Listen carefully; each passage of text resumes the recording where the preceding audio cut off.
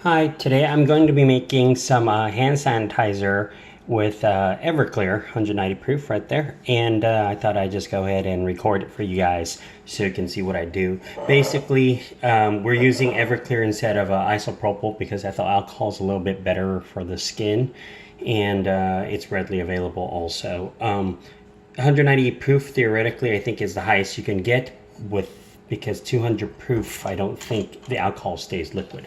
I might be wrong, but anyway, so we're trying to get somewhere between 65 to 75% alcohol, and so the easiest way I do it is I go ahead and in a measuring cup I get here is 3/4 of a cup, and then I go ahead and fill out the rest with just water.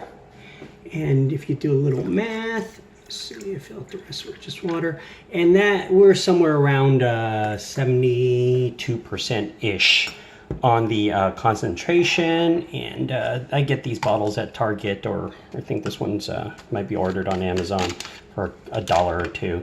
So yeah, so usually just filling out the spray bottle. And this is fairly cheap and fairly available. And if you're a party goer or something like that, you probably have might already have Everclear. So most vodka is about 40 or 50%, and so it really doesn't qualify. You want want to be above 65 to 75%. To have concentration, there's not enough liquid, and so no, that's it. And that's it. Yeah.